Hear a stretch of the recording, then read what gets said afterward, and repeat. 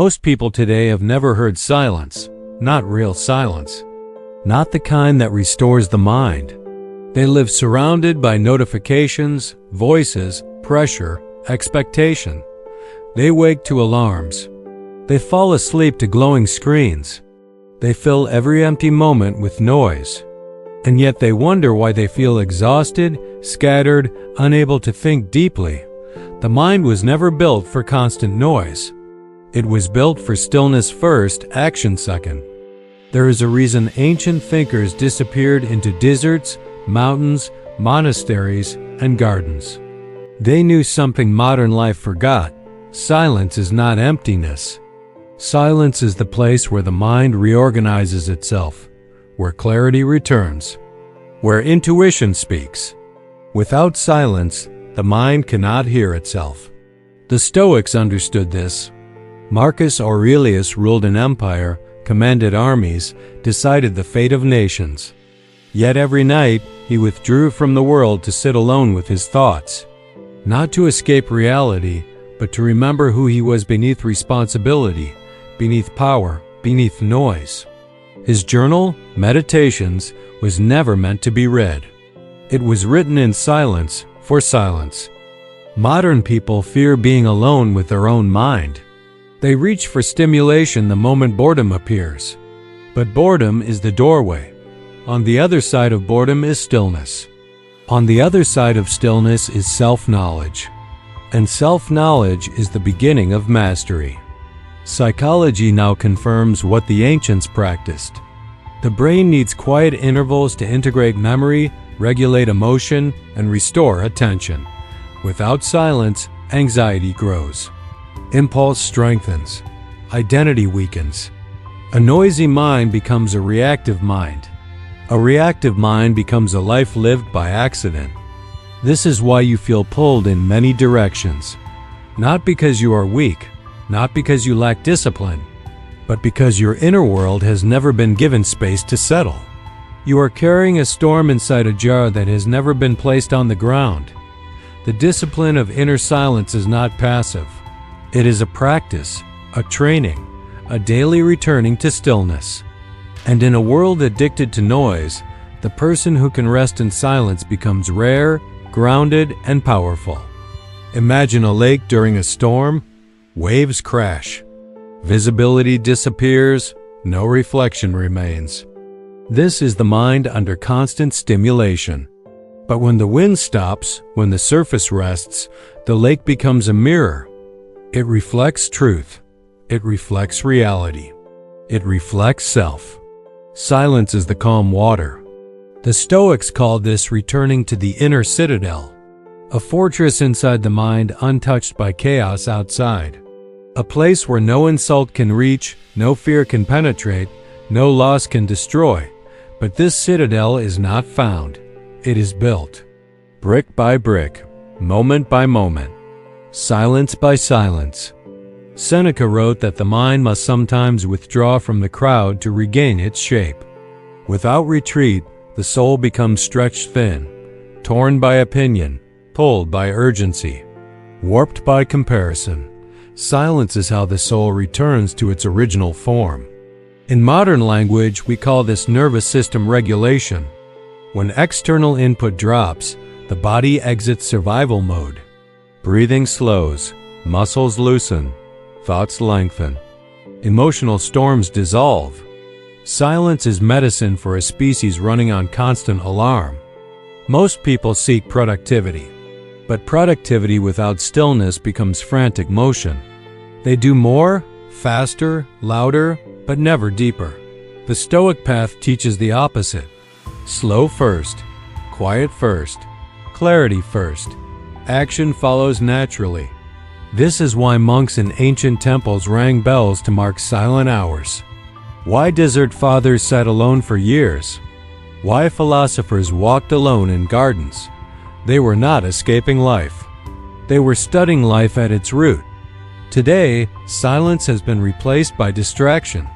Instead of facing discomfort, we scroll. Instead of feeling emotion, we consume. Instead of reflecting, we refresh. and slowly the ability to be alone with oneself disappears. This is the hidden crisis of the modern mind. To reclaim inner silence, you must first understand this truth. The mind resists silence before it learns to love it.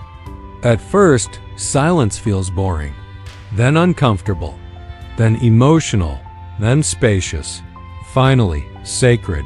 Most people quit at boredom. Few pass through discomfort. Rare are those who reach spaciousness. Rarest are those who live in sacred stillness daily. Marcus Aurelius wrote, "Nowhere can man find a quieter or more untroubled retreat than in his own soul. But this retreat is locked. The key is practice. The practice is silence." This does not mean escaping the world. It means returning to yourself before re-entering the world. The Stoic was not a hermit. He was a warrior of the marketplace who trained in solitude first. Imagine beginning each day not with your phone, but with stillness. No input, no reaction, no news, no demands. Just breath, presence, a mind waking naturally. This single habit reshapes identity over time. In psychology, this is called attentional reset. In ancient wisdom, it was called prayer, meditation, contemplation. In Stoicism, it was morning reflection. Different names, same principle. Stillness before action. Without silence, you will live by other people's thoughts. With silence, you rediscover your own. This is why inner silence is not luxury. It is necessity. A noisy world cannot give you peace. A disciplined mind can. But silence is not merely absence of sound. It is absence of inner chatter, absence of compulsive reaction, absence of unnecessary urgency. True silence exists even in crowds if the mind is trained. Epictetus taught that external events do not disturb us. Our judgments do. When judgments fall quiet, the world becomes simple again, clear, manageable, calm. This is the ultimate aim of inner silence, not muteness, not withdrawal, but clarity. The ability to see without distortion, to hear without agitation, to act without impulse. Consider the Roman statue of a philosopher, still posture, calm expression, eyes forward. This is not decoration, it is instruction. Be unmoved within, even as the world moves around you. The discipline of inner silence is slow work. It cannot be forced. It must be returned to daily, like sharpening a blade, like polishing marble, like training a muscle unseen. At first, your mind will protest. It will produce worries, memories, fantasies, plans. Let them pass. Do not fight them. Do not follow them. Silence is not achieved by suppression. It is achieved by gentle returning. This is why the Stoics practiced attention, noticing thoughts, observing reactions, watching the mind as if from a distance. Over time, the observer grows stronger than the noise. Modern neuroscience calls this meta-awareness. Ancient philosophers called it knowing thyself. Again, different language, same timeless truth. When you cultivate inner silence, something subtle happens. You begin to feel less rushed, less pressured, less threatened. You stop needing to prove yourself constantly. You stop reacting to every stimulus. You gain space between impulse and action. In that space lives freedom. Freedom is not doing whatever you want. Freedom is not being controlled by every want. This is the power of silence. It returns authority to the self. In a distracted age, the calm mind becomes a competitive advantage. In a chaotic world, the still heart becomes a sanctuary. In a noisy culture, the silent thinker becomes a guide. But before we go deeper, understand this clearly. Inner silence is not about becoming passive. It is about becoming precise. Every word measured, every action chosen, every response deliberate. This is the Stoic ideal. A sword is not sharp because it moves constantly. It is sharp because it rests between strikes. Silence is the rest that gives power to action. This is the foundation. The discipline of inner silence. The art of returning to yourself. And now, we step further into the methods, the practices, and the transformation that silence creates. Silence, once cultivated, begins to change the texture of daily life. Conversations feel slower. Choices feel clearer. Emotional reactions lose their grip. Where there was once urgency, there is now steadiness. This is not because problems disappear, but because the mind is no longer running ahead of itself. The first transformation silence offers is the end of compulsive comparison. When you sit quietly with yourself, you rediscover your own rhythm. You realize that most of the pressure you felt was never real. It was borrowed, inherited, absorbed from other people's pace. Silence returns you to your natural tempo. Monastic traditions knew this well. They rose before dawn, sat in stillness, worked with attention, spoke only when necessary. Not out of severity, but out of respect for the mind's fragility. They treated attention as sacred. Modern life treats attention as disposable. This is why silence feels foreign today. Stoicism did not demand monks. It demanded inner monks, people who could walk through markets, courts, wars, and politics while keeping a quiet center. Marcus Aurelius wrote his reflections while surrounded by soldiers and senators. His silence was internal, not environmental. This is the silence we seek.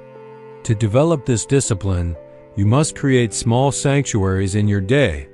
A moment before speaking. A pause before responding.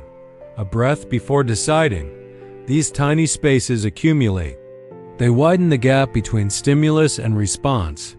And in that widening, character forms. Psychologists call this response flexibility. Stoics called it wisdom.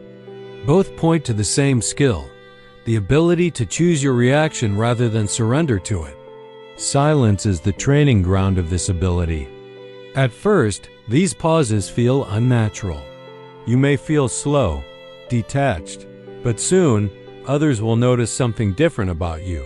You do not rush to speak. You do not chase attention. You do not panic under pressure. You become someone others feel safe around. Someone solid. Inner silence also dissolves exaggerated fears.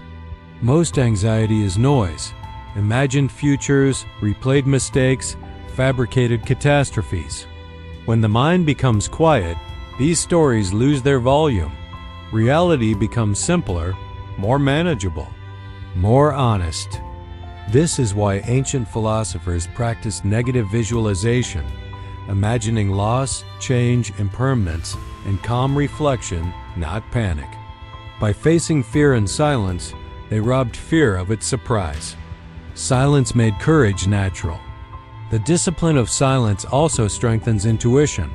Beneath thoughts, beneath emotions, beneath conditioning, there is a quieter intelligence, a knowing, a sense. But it cannot be heard over constant mental chatter. Silence lets intuition surface. Many people search for purpose. They read books, watch videos, follow advice. Yet purpose is not downloaded. It is uncovered. It emerges when the noise of expectation fades. Silence reveals what genuinely matters to you, not what others expect from you. In Roman times, oracles sat in silence before speaking prophecy. In Eastern temples, masters sat silently while students watched. The message was not in words, it was in presence. A silent mind communicates more than a noisy one ever could.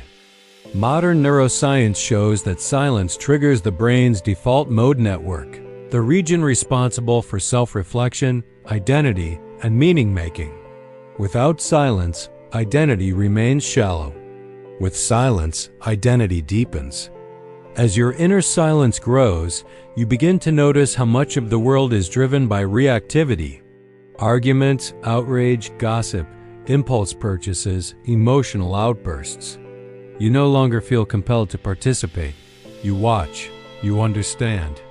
You remain steady. This does not make you indifferent. It makes you intentional. When you speak, your words carry weight. When you act, your movements have purpose. When you decide, your choices feel final. Silence also teaches humility. When the mind quiets, you see how little you truly control. You stop fighting reality. You cooperate with it. You move with life instead of against it. This is not surrender. This is strategic alignment. The Stoics called this living according to nature, not resisting what is, but mastering your role within it.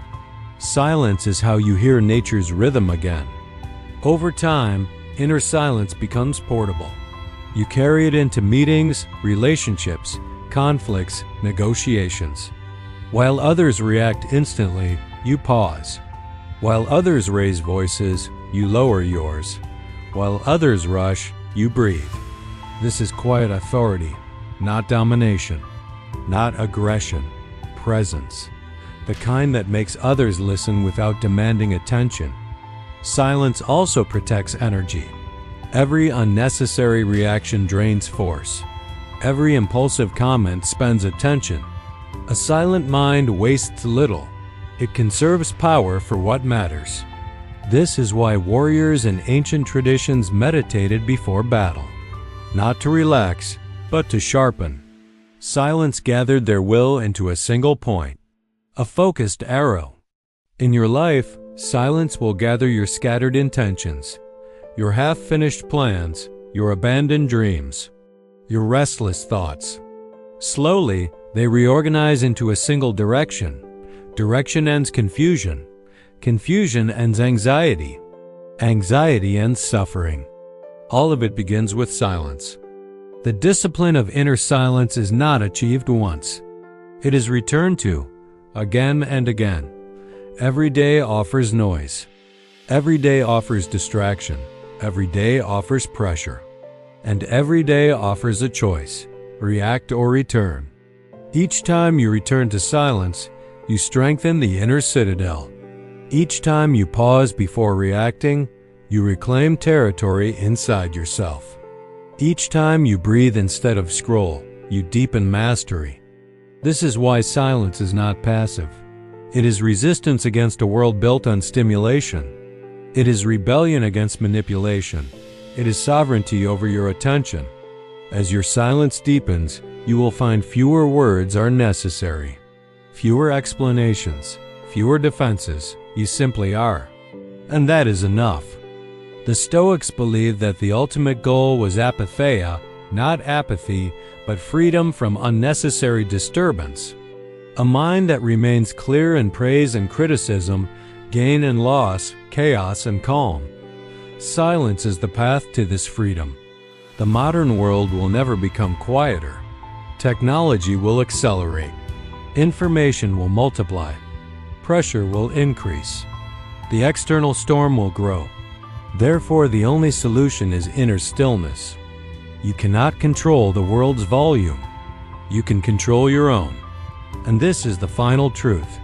Those who master inner silence do not merely survive noisy times. They lead them. They become the calm in the room, the steady hand in crisis, the quiet mind that sees what others miss, the presence that reshapes atmospheres without force. Silence is not weakness. Silence is precision. Silence is mastery. And when you carry silence within, you carry home wherever you go. This is the discipline of inner silence. The ancient art, the modern advantage, the timeless power. Remain in it. Return to it. And you will never be lost in noise again.